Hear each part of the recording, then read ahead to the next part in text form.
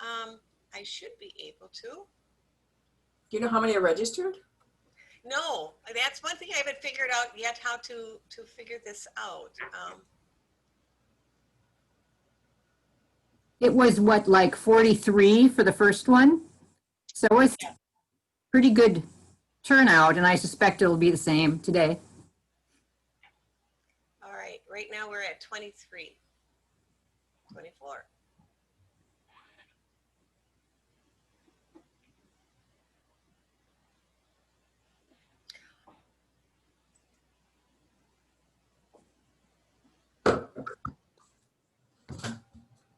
Just a reminder to mute yourself when you're not speaking. Another thing to remember.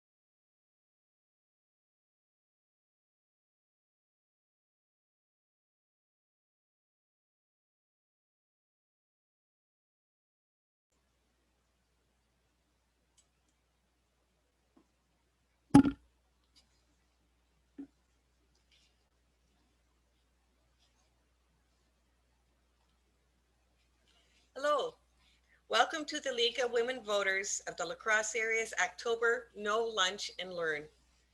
I'm Mary Nugent, the League's president for this year. Today's topic, creating a healthier multicultural community, is very timely, and we are so pleased that Diana Diaz-Granados is able to be with us today to address how we can be part of a welcoming and inclusive community. In addition, Ellen Franz will give us an update on current court cases, and Mary Nelson will speak on the Waking Up White Collaborative. This webinar will be recorded and available on our website and our YouTube channel. The League is proud to be nonpartisan, neither supporting nor opposing candidates or political parties at any level of government, but always working on vital issues of concern to members and the public. I'd now like to introduce you to Robin Schmidt, our Vice President, for some how-to explanations. Thanks, Mary. So I'm going to be moderating the question and answers for the speakers today. So I just wanted to remind you that at the bottom of your Zoom screen, there will be an icon for questions and answers. So please type in your question at any time. We're going to take the questions when each speaker has concluded their talk. And so I will be monitoring those and asking those. If you see a question that you're interested in that someone else has already asked, you can hit a thumbs up on that question and it'll kind of boost it to the top, and we'll know that there's multiple people interested in the same question. Questions that were submitted prior to today's talk have already been forwarded to the speakers, so they are hopefully including those in their discussions.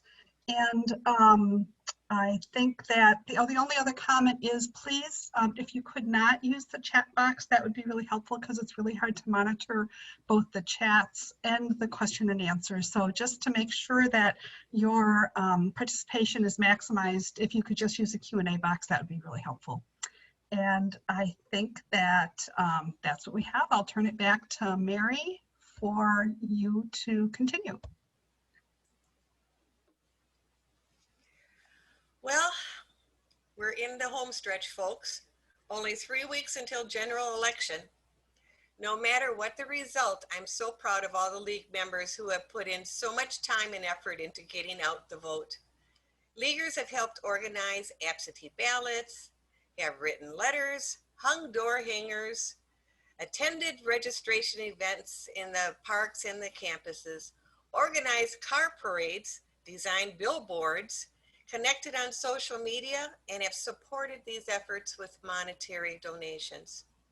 Everything you do matters, and we need all of you to help bring everyone votes home. Remember, clerks everywhere can use your help. If you have time, call your city, county, or township clerks and volunteer to help with ballots or to be a poll worker. If you cannot do that, volunteer to help with voter service events, or write a letter to your representative urging them to act on the many issues that surround this election. If you have any questions or need assistance with voting, please call the voting helpline at 608-285-2141 to talk to a league member.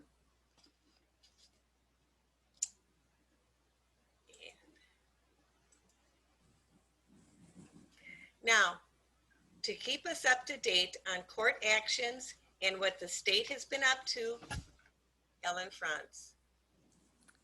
Thank you, Mary. Just a couple of things. You may recall that the purge case is still out there. Oral arguments were held in the Wisconsin Supreme Court on September 29th, and there's still about 130,000 voters that are on this list. It's unlikely that the court's going to decide before the election. And probably most importantly, no voters have been deactivated during this appeal process. So nobody's been taken off as of this stage of the game, and we likely won't have a decision before election. The other case that's out there is Gear versus Knutson. This is the district court case that initially had a finding or a ruling that if your absentee ballot was postmarked by election day but received within 6 days after, it would still be counted. That was appealed by the folks who didn't want that to have happen, and to the Seventh Circuit Court of Appeals. The Seventh Circuit first asked whether or not they had jurisdiction. The people bringing the action, I think, was the Republican Party. I may be misspeaking, but whoever the Republican group was, the court said, well, we're not sure that you can be active in this case. So they sent it to the Wisconsin Supreme Court case, and there that panel or that court decided, yes, indeed, they can proceed by pretty much a partisan split. The 4 more conservative members saying, yes, the Republicans can appeal to the Seventh Circuit, and the more Bradley, Dallett, and Karofsky were dissenting. So now it's before a panel at the Seventh Circuit Court of Appeals. That decision was Judge Conley out of the district court has been put on hold. So now we are back to ballots have to be received by 8 p.m. on election day, absentee ballots in Wisconsin. In today's news, I saw that there is an appeal being filed with the United States Supreme Court today. They can choose not to take it up. They can choose to do it. So I don't know whether we're going to have a last minute decision that changes things up again or not. I wanted to kind of point out a couple of things in the decision by the Seventh Circuit that said we're blocking this, and now you have to have it to the polls, your ballot, received by the polls on election day. Because I liked the language was good. There was one of the three-person panel who happened to be an appointee of George H.W. Bush, said the decision to block it was a travesty, accused her colleagues of gross indifference to the dangers the pandemic poses to voters in the normal operation of elections. And actually, she talked about the what happened in April as being a debacle, and strongly suggested that the Wisconsin legislature was derelict in not taking actions to address problems facing the general election. So this is a little bit of an editorial, but our local state legislature, of course, has been pretty much missing in action since spring. And they have a number of complaints about how things are happening in the world, but they don't frankly take any action other than in the court. So that's all for the update today. And who knows if we're going to get something last minute again. Thanks, Ellen. I don't see any questions on this, so I'm going to go ahead and turn it back to Mary. Well, actually, I think it stays, does it stay with me to introduce Mary? Oh, I'm sorry. Yeah, sorry. Okay. Here, I'll turn it back to you. That's all right, I can talk. I don't have to be in the spotlight. You're on. No, so many of you watching know Mary Nelson. She's been a member of the League for a number of years. Her topic is overview of the Waking Up White Collaborative. Mary is a retired physician, a longtime LWV member. For several years, she has been involved with racial justice issues and is on the steering committee of the Waking Up White Collaborative. Today, she would like to give a short overview, of the Waking Up White Collaborative before she introduces our guest speaker. Mary? Hello. Thank you for inviting us to speak, and good morning or good afternoon, depending on what time it is right now. I am going to share my screen, so just give us a second to switch over to that.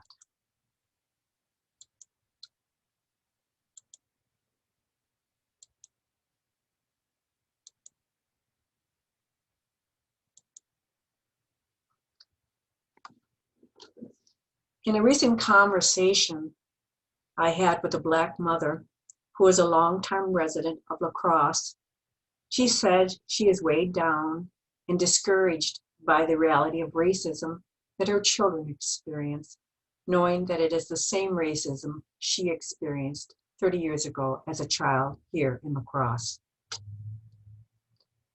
Nothing seems to have changed, but she says this feels different. Since the murders of George Floyd, Ahmaud Arbery, and Breonna Taylor rekindled countrywide protests, this mother has gained a measure of hope for change. One reason for this is because more people, specifically more white people, are getting involved. The truth of the matter is, unless white people become involved, nothing will change.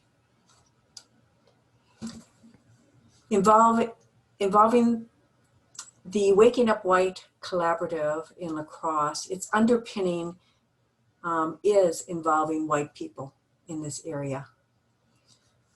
I'm going to speak a little bit about this collaborative. First, I'm going to talk about some of the objectives of the collaborative. One of these is to educate, facilitating literacy on whiteness. What we don't know about whiteness perpetuates damage to people of color in our country. Robin DiAngelo, author of White Fragility, says, ignorance of whiteness is not neutral or benign. Another objective of the collaborative is to create spaces for community dialogue, where these difficult conversations about race and racism can occur. A third objective is to strengthen our community's network by creating connections to individuals, organizations committed to social justice. And the final objective is to develop a follow-up plan of action that moves our community beyond diversity and inclusion and towards a more comprehensive understanding of and challenge to white supremacy, white privilege, and other race-based forms of oppression. The Waking Up White Collaborative has 3 action arms: creating a healthier multicultural community project, the regional read of the book Waking Up White, which is authored by, oh my goodness, Debbie Irvine, and hosting a white privilege symposium here in La Crosse. I'm going to talk a little bit about these 3 different action arms. Firstly, the Creating a Healthier Multicultural Community project.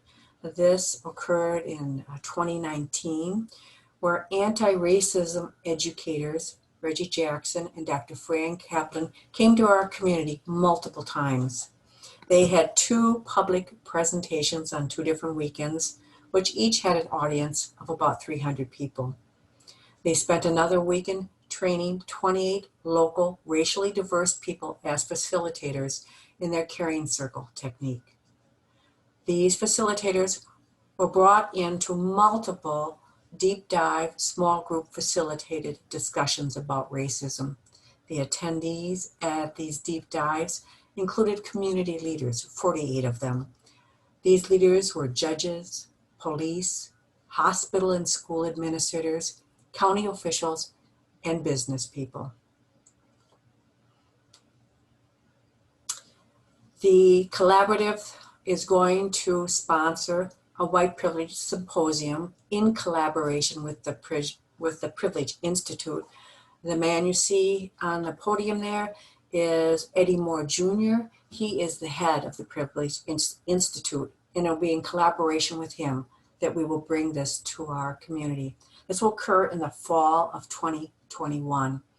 The name of our White Privilege Symposium will be A Vision for Racial Equity, History, Truth, and Action.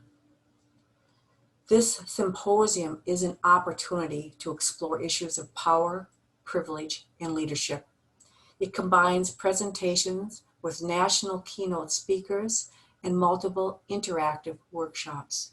One of the keynote speakers will be Debbie Irvine, the author of Waking Up White. This symposium is a collaborative project that facilitates connections, networks, and inspiration. And this symposium will develop a follow-up plan of action for our community. The other actionable arm of the Waking Up White Collaborative is the regional read. And the intent of this is to invite a broader component of the La Crosse population into the discussion.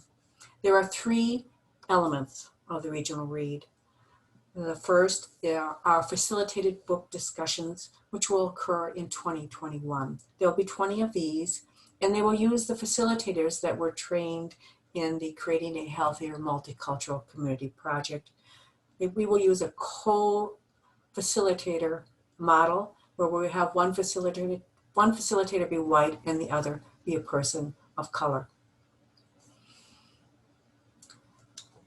Another element of the regional read will be the distribution of 1,000 free Waking Up White books.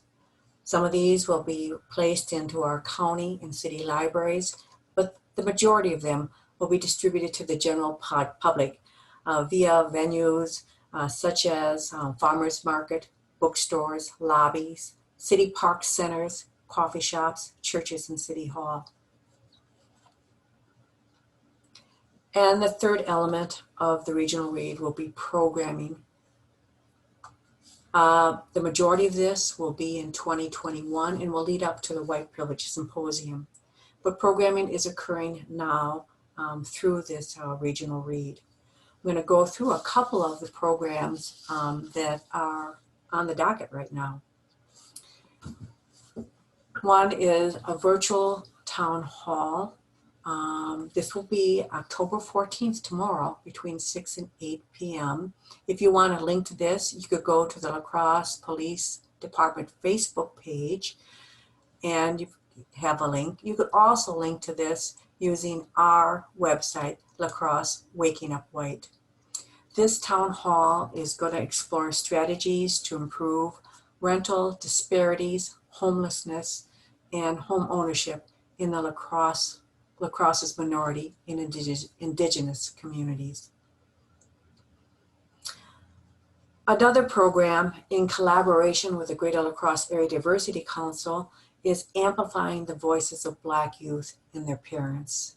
This was inspired by the protests that these young people orchestrated this summer after the deaths of George Floyd, Ahmaud Arbery, and Breonna Taylor. They were very, very impressive with their speaking and their organizational skills. This program was virtual, and it will be on October 28th between 6 and 8. Again, you can register for this by going onto our website, laxwakingupwhite.com. In addition to being collaborative sponsors on several programs through the regional read, part of the intent is to get out to the public other programs that are occurring in our area. One of these is actually happening tonight. It's called Policing in Our Community. It is a virtual listening session where they're going to discuss the formation of a Citizens Oversight Board. If you would be interested in getting involved in attending this, you can do so by, once again, going onto our website, laxwakingupwhite.com. I'd like to encourage you all to explore our website. In this website, local events are posted. And in addition to posting events, there is a resource tab, which includes areas for self-education and reflection about racism and whiteness. These include articles, books, movies, TED Talks, so that you can dive deeper into exploring whiteness. An important component of what we can do is to teach ourselves. The other thing is we have a Gmail account, and if you would like to be included on our list, which we send out upcoming events, please write to us on laxwakingupwhite@gmail.com, and we will include you on the list. It would also be nice if when you write to us, you include a little bit about yourself and perhaps what organizations you are engaged in. The other thing is, if you have any questions for us, feel free to email us at this website. And I guess right now, after that overview, I want to encourage you to get involved. There's an energy in our community, and there seems to be a real movement towards change. But as Margaret Mead says, never doubt that a small group of thoughtful, committed citizens can change the world. Indeed, is the only thing it ever has. So again, I encourage you to become involved in this movement, because without your help, things will not change. If there are any questions, Robin, I'm free to answer them at this point. Otherwise, I will go on and introduce Diana. So right now, we don't have any questions. I had a question, but you answered it. So I think we are good for you to do your introduction. And thank you so much for that really useful information. It is my privilege to introduce to you Diana Diaz Granados. She works as a project evaluator for Better Together, a youth mental health project in La Crosse County. Diana immigrated to the United States from Colombia. She holds master's degrees in social work and public health from Columbia University. She started her career as a Peace Corps volunteer in Southern Africa, where she met her husband. They lived and worked in Bulgaria, Kosovo, Guatemala, and Bangladesh before moving to La Crosse with their 2 children in 2009. Diana is active in the La Crosse Interfaith Shoulder to Shoulder Network, a group dedicated to dismantling Islamophobia. Diana serves as a co-leader for the Creating a Healthier Multicultural Community project, and she is also one of the deep dive facilitators. I've had the privilege of working closely with Diana on several social justice projects. She is passionate about this work and actively promotes kindness and cross-cultural understanding. I have so enjoyed collaborating with Diana, for she is an intelligent, delightful, engaging woman with a positive can-do attitude. It is truly my pleasure to introduce to you Diana Diaz Granados. Thank you, Mary. I'm very excited to be here. I will be sharing my screen, and I may also turn off my video just in case, just for more clarity. I have a high schooler who is on a Zoom call as well, and so our bandwidth is only so wide. There, it's my screen shared. And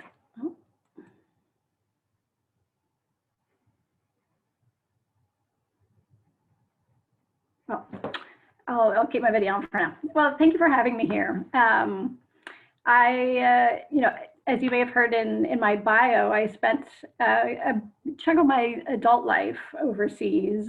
I would correct in my bio, Mary, it was my parents that immigrated from Colombia with an O, and that yes, I went to Columbia University in New York with a U, but I am a daughter of immigrants, and so a first generation American here. Growing up, or spending a 30 years overseas, I had not had the opportunity to participate in League of Women Voters type of activities. So I connected to our civic responsibility through organizations such as Vote From Abroad, and there's the political parties are also active overseas, Democrats abroad or Republicans abroad, and so that was always a way to connect back to to the U.S. during election time. So all to say is that it's fun for me to be here and be part of and contribute to your conversations. I think before, in some of it has already been mentioned by Mary, before we get started, it's important for us to recognize what the time that we are living in, how impactful it has been, not only because of the coronavirus and having to deal with lockdowns, but we are living through the greatest racial reckoning that we've had in a very long time. The impact of the coronavirus has been far-reaching, whether it's someone who has had the virus and recovered well, or someone who is still recovering or has longer-term residual effects, and maybe those effects are having lost a job or have been impacted by a business closing. We also need to recognize that the coronavirus is impacting our communities of color more greatly, and that Black Americans are dying at 3 times the rate of white Americans, and Hispanic Americans dying nearly twice the rate of white Americans. And reflect on what is that? Why is that?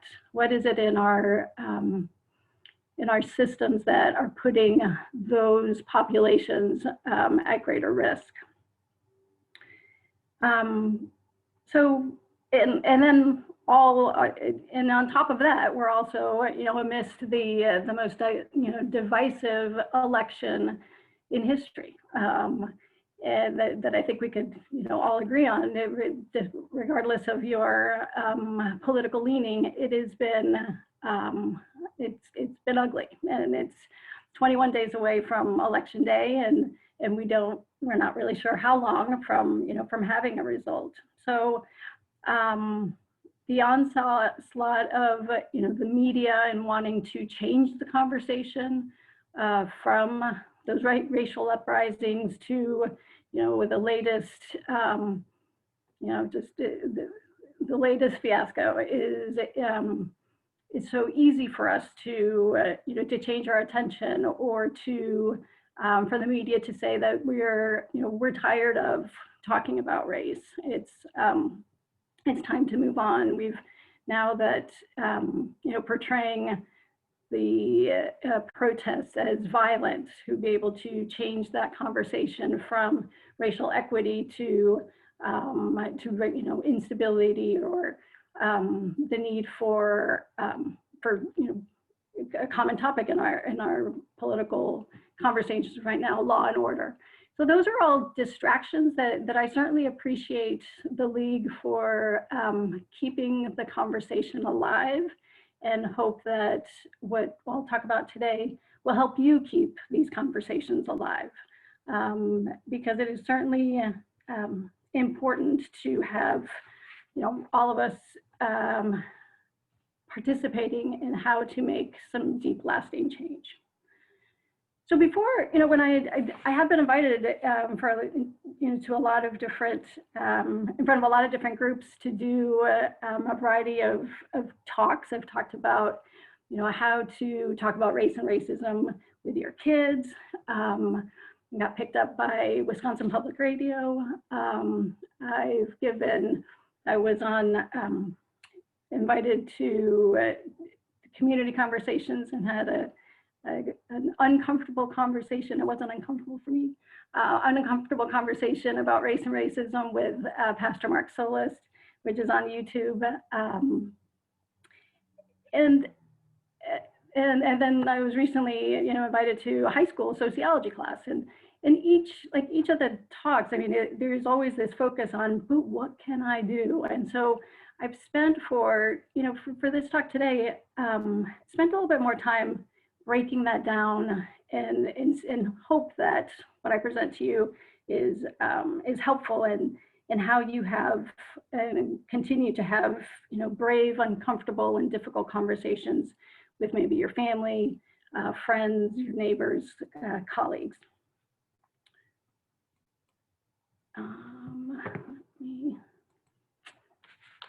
I'm trying to advance my slide. Okay, all right. But before, part of what you can do has to start with, some mindsets. And there's three that I'm going to go over right now. And the first one is to learn how to listen to understand and not respond. And this is a commitment that I think it will be important, not just today, but for when, your continued journey of learning about racial equity, what that means, and what you can do. It really, where it seems easy, listening is something we've been doing all our lives, but listening non-judgmentally is simple, but not necessarily easy. Our natural tendency is to make connections to your own experience, and we need to recognize that your reality is different than the reality of our people in our communities of color. And often when we're met with something that is unfamiliar or uncomfortable, our natural tendency is to explain it away. And certainly we heard that with even the murder of George Floyd, then became, oh, but he had drugs in his system, or with the death of Ahmaud Arbery. But there had been a string of robberies in that area. And so we're trying to, we're not listening to the story and to the impact. We're kind of forming a different narrative that makes it more palatable for us to think of how these unthinkable events happen. Breonna Taylor's death. Oh, but her boyfriend shot first. And we don't take the time to really listen rather deeply of how did we get to the point that these events happened and have actually been happening for hundreds of years.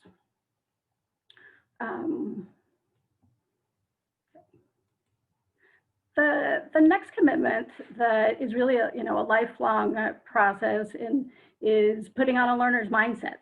I think one thing that I have certainly have learned and continue to be somewhat surprised is how often adults did not learn a full history. I'd be remiss also to mention that our current administration has issued an executive order to have these discussions, or to provide funding for discussions around racism, privilege. As it specifically called out the use of the 1619, the New York Times project, 1619 project, that seeks to make connections from 400 years ago, with beginning of slavery, to the impact on our communities today, and has specifically said that this type of education, that calling out in somewhat confusing ways, and you can certainly Google and find the exact executive order, just calling to question that these conversations that we're having today would somehow be anti-American. So think about that. Think about what that is communicating to our kids, to our young people, and yeah, just kind of let that sink in. And so when I say, we need to put on a learner's mindset, it is, during the deep dives that Mary mentioned, it was somewhat shocking to me that how little, and even for myself, how many, adults in the room had not really learned anything in school about Jim Crow and the impact of Jim Crow. I know that my memories of what I'd learned in school, it was, separate but equal. Now, if we dig a little deeper and learn our history accurately, we see a very different story. So, so the second commitment, or mindset, that I think is important for all this work is to be willing to learn new things, but also be willing not to make mistakes and not be perfect. So the last commitment is really understanding that impact is not equal to intent. What I mean is, we have, nice people, the Midwest, and I, relatively have lived here, 11 years, the most friendly, part of the country that I've lived in. And people, go through their days with good intentions, but but that's not enough. We are not going to solve or make any changes to our racial issues through kindness. And where, things that you, and we'll talk about some self-reflection, but, intentions, regardless of that they were, a comment or an action that was done with good intentions, what really matters is the impact of that. And so, we don't, unfortunately, I don't think we'll have time to talk about microaggressions, if that's a comment that a topic that, or a term that might be new to you, I would encourage you to look it up. Microaggressions are, everyday, small in that they're not overt, or maybe, we think of racism, it's not, just, it doesn't necessarily need to be overt, angry, mobs of white supremacists that are planning coups of governors, but that have an impact. But microaggressions, you can certainly look that up and see how, what they are, how to avoid them, and the impact that they might have. And there's even, I think on the Waking Up White website, a good video of what would they sound like if microaggressions were focused on white people. So as just making a point. So I would maybe ask you if, I will be giving a lot of ideas, and I will be asking you to do some reflection. So it might be handy and helpful if you have pen and paper nearby, because I'd like for you to kind of start your blueprint. Back in June, after the murder of George Floyd, we are creating a healthier multicultural community, had plans in place that we were starting the regional read, in June, I think in June or July, and the pandemic put those on hold. And so back in June, certainly as we saw an eruption of interest in the topic of talking about race. And I thought, what an opportunity, that our collaborative has to speak up and give some leadership to our community. And so back in June, I wrote a La Crosse Tribune article, and every time I do these talks, I go back to it and read it, and I realized, it is a blueprint. It has 4 points that, although it was back in June, are still certainly relevant today, and will, and I'll continue to pick those up as ideas that are important. But as I looked at, going a step further, what I want to focus on today is your spheres of influence. I think or believe that before we set out to create change, it would be important for us to understand where in your life you have power to influence change. So throughout, for the rest of the time we have together, I'm going to go through kind of each of these and give you some ideas for you to consider. The first I'll start with the self, and I'll go back to that. The next ring is, your friends and family, those that are closest to you, that you think you could have conversations about race and racism. Then your social, the next ring, your social network. So your more casual friends and coworkers, perhaps your neighbors or your church community, perhaps your social media, you could see in that sphere of influence. And then the outer ring, our community, and those might be, who you interact with in just kind of a public way, whether it's at the grocery store or probably, perhaps through a letter to the editor in a newspaper. And I think maybe in this community is where I put voting, and that's where we have, our sphere of influence might be there in that community.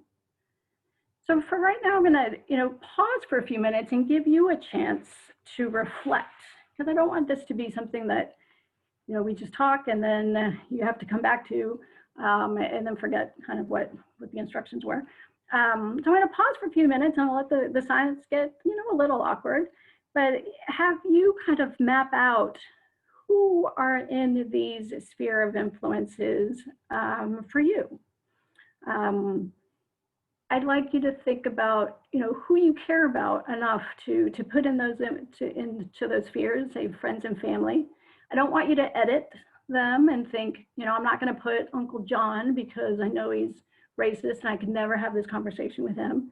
Don't you put those kind of non-judgmental lenses on and think about, who are in, your book clubs or your other social groups that you're part of, that you would consider within your spheres of influence.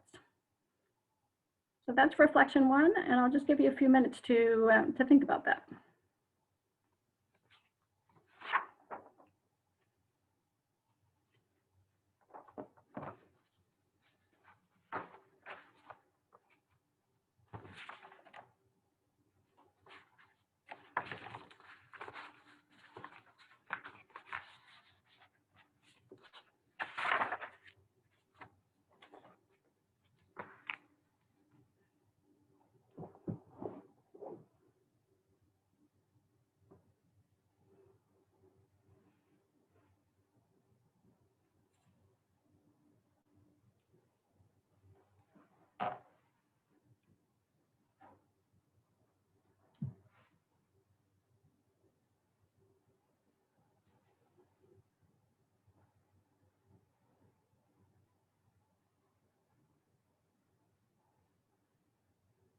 As a presenter, I can't see anyone. I can only see Mary, and I see Mary still writing away. So I'll give you just a couple more, just another minute.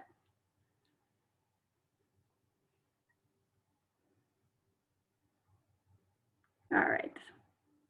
Well, I'll come back to these spheres, but first I'm going to focus on the first step that is starting with you.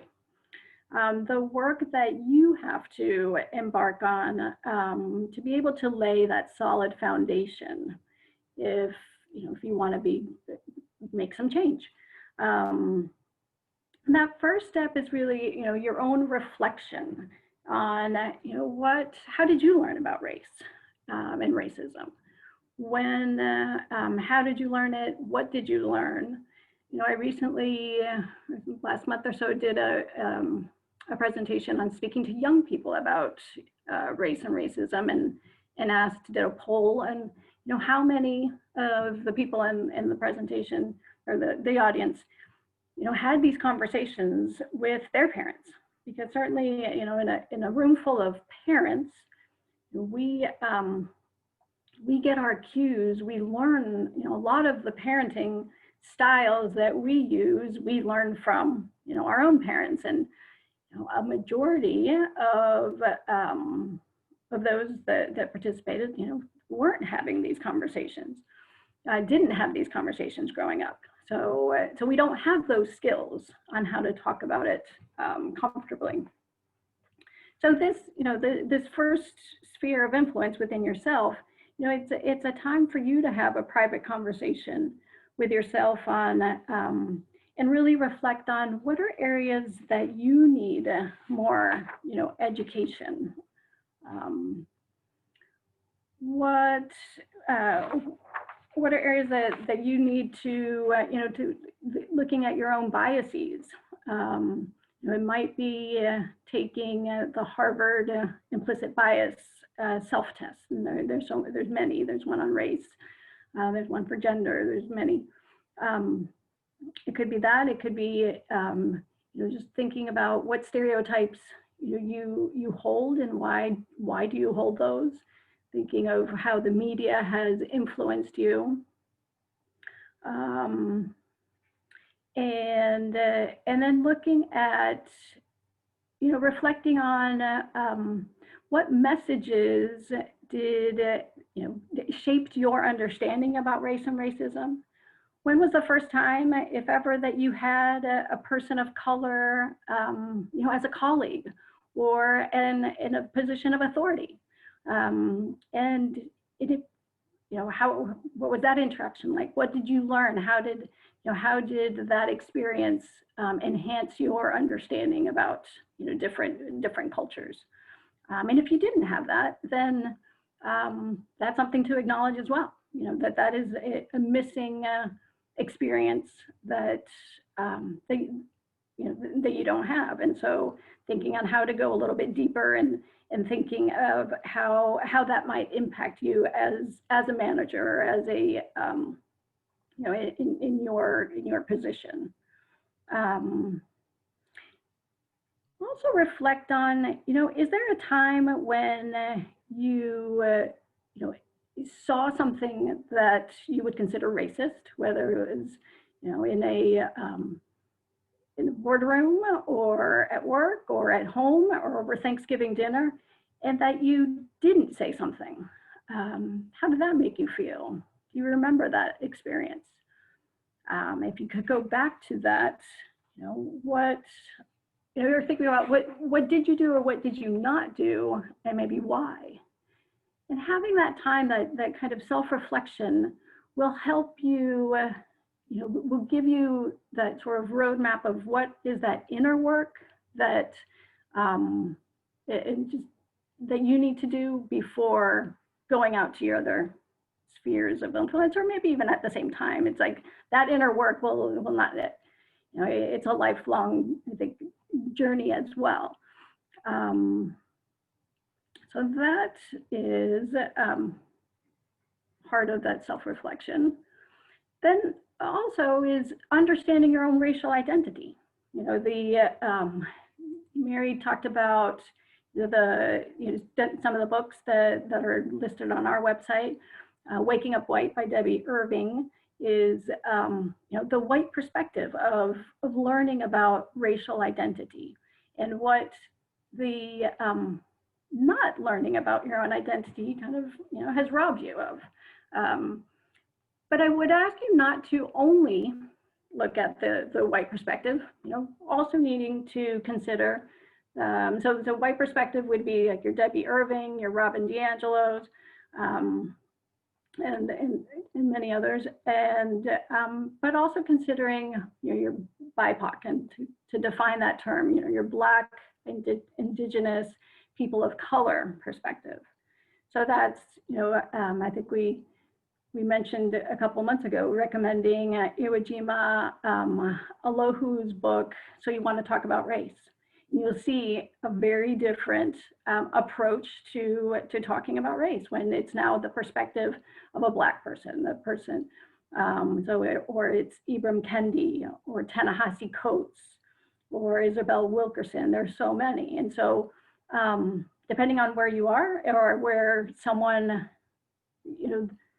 that sphere of influence that you're interested in approaching, I would start for the beginner, kind of a white perspective. You can relate to that, it might be easier for you to relate to that. And that's one of the reasons that Waking Up White was selected as the book for the regional read. And certainly we have gotten, some pushback and some criticism of,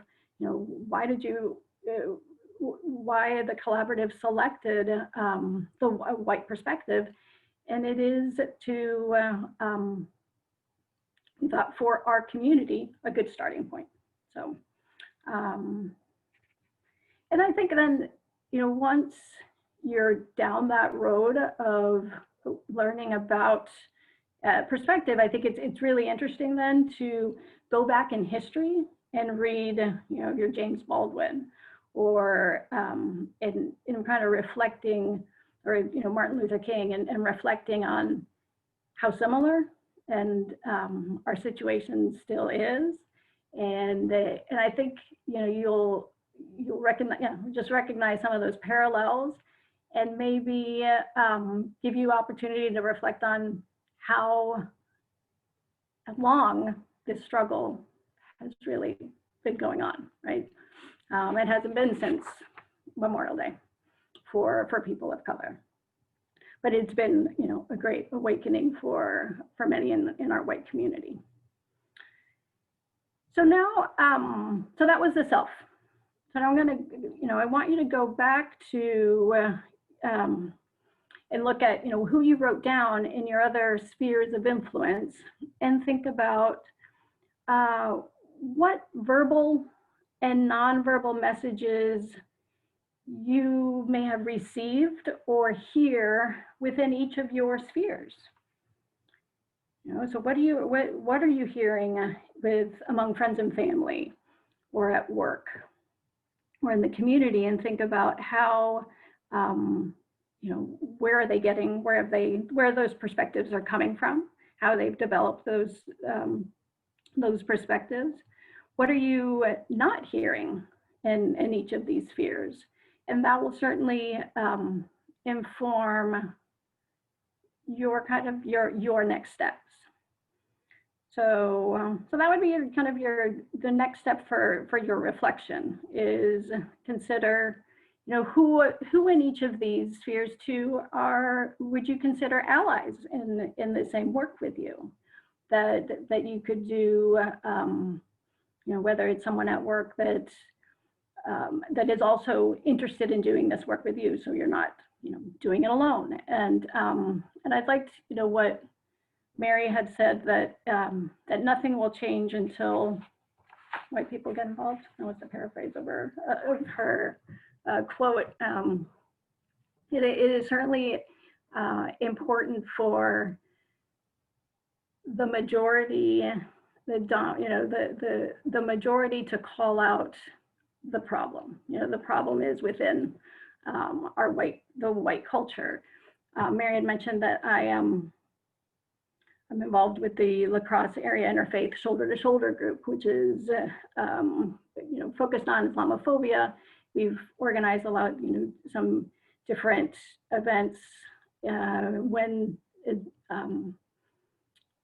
hate crimes have occurred in our community. And so it's been a process within our group to recognize that, when we've had rallies, there was some hate speech that was spray painted on Bullet Cab last year. It is also the natural tendency to, well, can we have one of our Muslim friends and members of the group, speak at the rally? We need to hear from them. And we don't. It's not their problem. It's our communities. It's our majority white community that is that created this Islamophobic, or that did this incident. It is not for the oppressed to call it out. It is for the dominant culture to be there and be in calling it out for it to really to change. So as you think of, so the second reflection was to consider the perspectives of each of these spheres. And then next, rating your influence. So within each of your spheres, how would you rate your level of influence, and what can you do to increase your level of influence? So would you rate yourself, a little to none, with, say, hopefully not within your friends and family, but do you have limited influence, maybe with some family members and not with others? Would you say that you have somewhat, some influence at work, that you can rally and gather others to join in this work with you? Or would you consider yourself the boss? Whether it's within your family circle, your work circle, or your community circle, someone that has a lot of power, that really can, with less effort, make some, call for some change. And I said, how do you change your level of influence? And some of that is, do you need to be a better listener? I think, another important part of this work is that I've realized is that we don't think of, we don't make decisions, or we don't form our beliefs as scientists as much as we do, much as we think we do. You know, facts don't change minds as much as we sometimes hope they would, but emotions and personal stories actually change minds. And so really, you know, the best way to change minds is to, you know, to see each other as humans. Let me just think about in rating your influence. Something else. You know, it's when I think about. Let me just look and make sure everything else that I wanted to cover on this one. Yeah. So, you know, and sometimes I think this is an important aspect to reflect on, in that I think people have more influence than they give yourself credit for, and that within your, you know, social circles or work environment or your kids' school, through your involvement, through the relationships that you already have, I think your influence may be greater than you think. So after you know, recognize who's in your sphere of influence that you're interested in, you know, influencing, what your level of influence is it's important to identify your goal. So, and you know, and in this, there's, is it? Oh, sorry. Being really clear on what it is that you think you have the ability to do, recognizing that radical change doesn't happen overnight, that this is not a sprint in any way, but more of not even a marathon, maybe a really long relay that we need to continue to keep running. That that as you think about how to influence those other spheres, there may be a lot of pre-work that needs to happen, whether it's strengthening relationships, whether it's listening to others' perspectives and understanding why they may hold the biases that they have, or may have, you know, just getting different information or different, have not heard others' experiences. That pre-work may be for you to find ways to communicate with them and sharing stories now that you've heard that will resonate with them. And so, in identifying your goal, you know, what is it that what would be the first step with in each one of these spheres that you think would that you would see as success?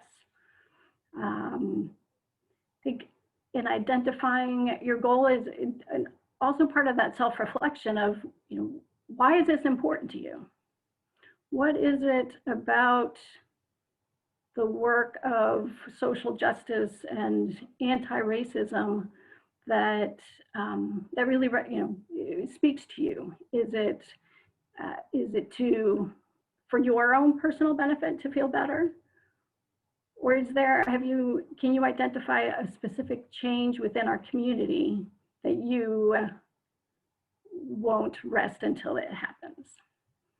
And some of, you know, that coming to that decision, coming to, you know, to identify that goal is part of the work. You know, I think since the, you know, the New York Times bestseller list has included all these anti-racism type books, and everyone talks about, you have to do the work. Well, that is the work, is recognizing what is it that I want to change? Getting involved in your, in our schools, getting involved in your city council to change what policies have you recognized are keeping our communities segregated, are keeping our families of color from being able to access the resources that they need to be successful. So that's kind of the last step, is picking your strategy. You have identified, who's in your circle that you want to influence, what influence you have with them. Identified your goal. You want to, whether it's listening first to people's perspective, and maybe you want to, let me go back to, talk a little bit more about identifying the goal and what I have here. It's just increasing understanding of a different point of view, of sharing, making sure that the perspectives of Black voices, or the voices of youth, of people of color, are heard by those in your sphere who don't purposely seek these opportunities out. Maybe it's to change a behavior, an idea. But as you move down to those goals, you see that they're getting more and more complex. And fourth, changing a policy.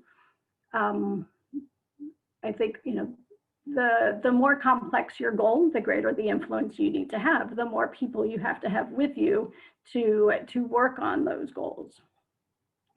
So then the last step is picking your strategy. That, to me, picking your strategy is, it's going to be based on your goal.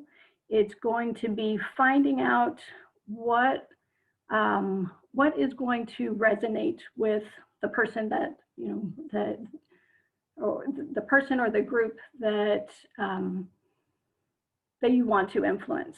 So, for example, there's a farmer in, your father who's a farmer, or your community, your farming community that you wish would understand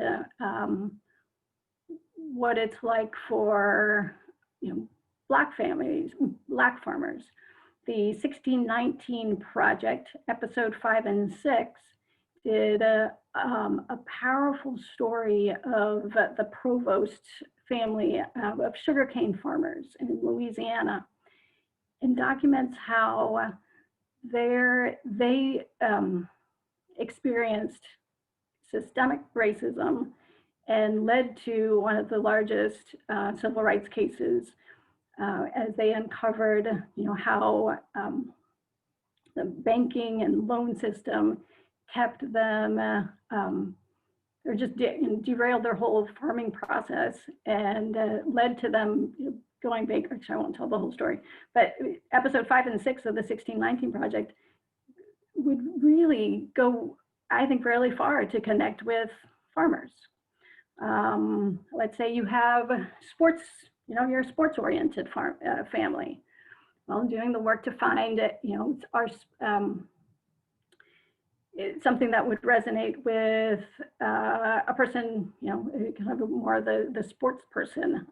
Emmanuel Acho, who's a former linebacker for the Philadelphia Eagles, I think, and an analyst for Fox Sports, is hosting a YouTube series called Uncomfortable Conversations with a Black Man. He's speaking to different, celebrities or families, biracial families, but his, seeing him as a, just as a sports celebrity or whatever, it, may resonate better with somebody in your life that kind of, you see that connection. It's all about, as you identify your goal and you're picking your strategy, is what will resonate with that person. Are they a book reader? Well, certainly we have, book list and galore for them to pick from? Is it your book club that you can use, Oprah's book club, and now she hosts online book discussions with authors and authors of color to introduce a new idea to or a new topic to your book club. Or is it a film that you might be able to invite a friend or a family member or a social club to watch together, and then have a discussion, and all about again, not trying to change minds, open perspectives, not just through facts, but through experiences and stories, and so that slowly building a foundation to reach your goal, I guess. I guess lastly, I would say, find out what's going to keep you going, because this is a long, this is long time work. What's going to keep you, whether it's motivated, accountable, excited and not get discouraged, when these are, big changes that need to happen, that we do tend to say, focus on what you can change, which is yourself first, and go incrementally. But find out what is it that you need to, to keep going. Is it knowing that we want to leave, our community that much kinder, equitable, resilient and healthy for our next generation, for your kids or for your grandkids? Identify that so that it keeps you going. Get involved is really the only way that we're going to make some change. That getting involved in, whether it's a committee or a school board, volunteering at a youth-centered organization. Maybe it's joining at the Boys and Girls Club, even though you're, well retired, but your membership, whether it's at the Boys and Girls Club or at the Y, will make sure that those organizations are there for others. Participating in these town halls so that you can hear the voices of those in our community. One of the surprising pieces of feedback that I got from in my sphere of influence when I wrote the article was, well, I had no idea that there was racism here. That somehow, and I've been participating in the conversations around the school resource officers at the La Crosse School District, and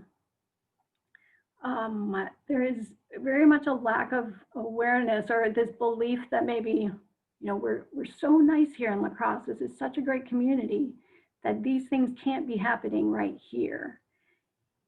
And that is a bubble that really needs to needs to burst, and we need to realize that all these things that we're seeing, in different parts of the country are here.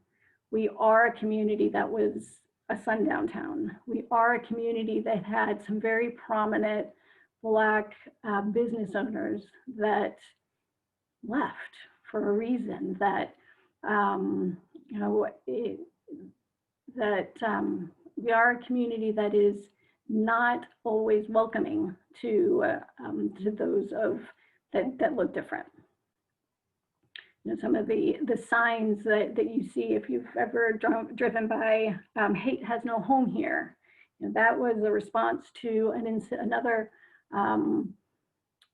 racial incident of two women in the park and being yelled at for looking Muslim, because they were dressed and they had they were wearing their own cultural attire, and being targeted for that.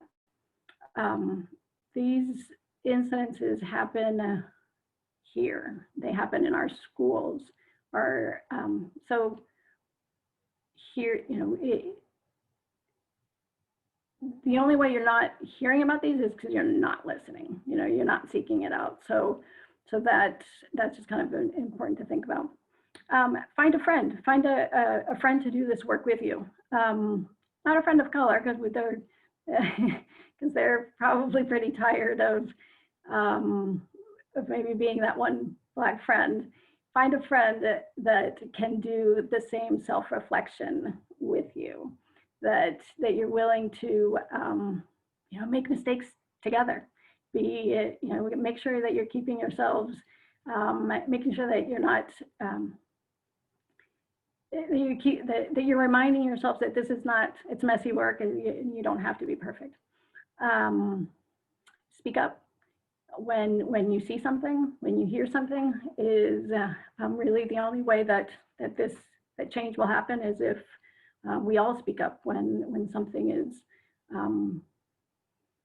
when a racist action policy happens, and we need to call it out. And then vote in 21 days. You know, vote for the candidates that you think will bring our community together, that will help us do some healing, some recognizing first and then healing. That, you know, the number of the fact that our greatest threat, terrorist threat right now is domestic, is alarming, and is something that we all should be talking about. So vote for those candidates that you think will recognize that and will help educate our communities, our children, on the impact of hate, the impact of white supremacy, and call it out. I'll point back to where we started. The Creating a Healthier Multicultural Community on our website has a lot of resources for TED Talks, books, YouTube channels that, again, they're not just for you. They're for you to find out which one of these you're going to share. Whether it's not necessarily on Facebook, but maybe on Facebook, but share with your mom, your aunt, your neighbor, and start talking about it. I think that's, yeah. So I have some other, I threw these, I do a lot of, for different talks, I have shared like podcasts or websites, and I'm happy to do that if it comes up, but maybe we could open it up to questions if there are any. Thanks, Diana. I do not have any questions that have come in online, but I have a personal question for you. So obviously your talk today was really focused on self-reflection and things that we can do for our own personal sphere of influence. Do you have any thoughts or suggestions on how the League can expand its sphere of influence? I know that, we are always trying to have and make opportunities for people to learn more about these kinds of issues. But we also tend to be a league that is not as diverse as we would like to be. And so do you have any thoughts about how an organization can do similar things? Is it the same process, basically, just think a little broader, or what do you think? So is it to expand membership or to amplify more voices, or both? I think that my personal opinion, it's more the latter, to amplify voices, rather than, we don't want to just grow our membership for the sake of growing our membership, but we want to be relevant and try to address issues that we feel could be improved on in our society. Actually, something that really comes to mind is, how often do you, I'm sorry that I don't know as much about different forums that you host, but I know that the League of Women Voters always has debates, or used to, right, host debates, or do you invite elected officials, whether they're in office or running for office, and focus the conversation around what are they doing to create a more equitable community? And as a group, if you're showing how important this is to you by focusing a conversation to our elected officials, I think that would be a really good one way. Awesome, thank you. So we do have a question about whether or not you could share that podcast list, and also just thanking you for the great presentation. Yes, here, I'll put it up right now. So let's see, I'll go through these. So PodSave, these are some of my favorite podcasts that are focused on voices of color and amplifying the voices of color. So PodSave the People, the hosts, there are two persons of color. Raising Equity is a great website or podcast. It's also, you can also find it on YouTube. It's Dr. Kira Banks. She's a psychologist and parent, and talks a lot about when she talks about raising equity, it's raising children that see their environment as through a lens of equity. It's been a minute. It's part of NPR. A lot of these are NPR podcasts. It's been a minute with Sam Sanders. Code Switch. Teaching Hard History is part of the website Teaching Tolerance. So a great website for teachers, but also for parents, or for everyone. It wasn't very long ago that I learned of the boarding schools, right here in the state of Wisconsin and throughout the country, and how it made that connection of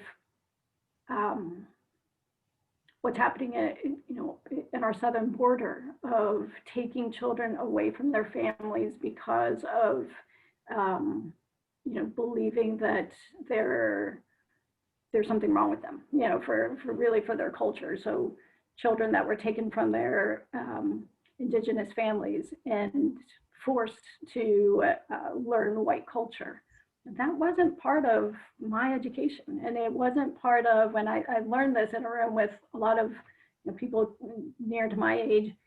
Many people hadn't heard of it, and so Teaching Hard History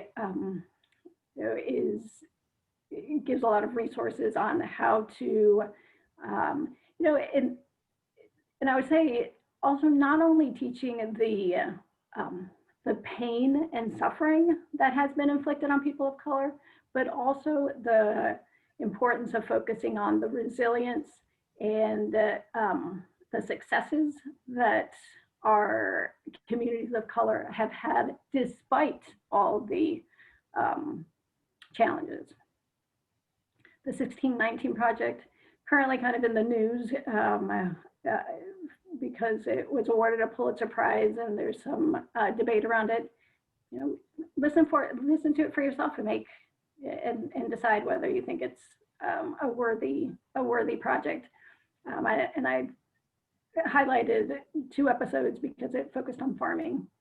And Leading Equity is a good podcast around business and kind of their business environment, and giving some ideas for how to approach diversity inclusion, within the workplace. So. Excellent. If anybody else has any questions, please type them in now. Otherwise, I think we'll wait just a minute, and then we'll turn it back to Mary Nugent to give some closing comments.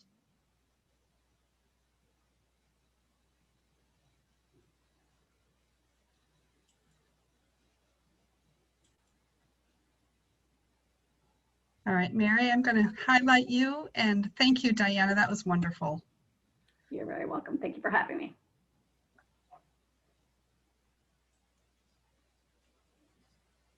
Right. Thank you, Diana, Mary, and Ellen. You've underlined the League's philosophy that if we want change, we have to be part of the change. I want to just thank everyone, especially our board, who has worked so hard at keeping our mission alive. Thank you, participants, for our webinar, for attending our webinar and creating healthier communities.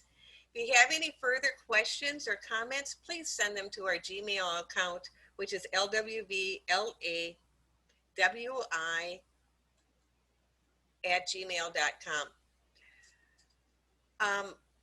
If you're interested in exploring this topic a little more, our book club is reading Just Mercy by Brian Stevenson. You may have seen the movie. The book is even better. That will be October 27th, and you need to register on Facebook or on our website page. And FYI, be watching for the unveiling of our new website. We think it's going to be very user-friendly.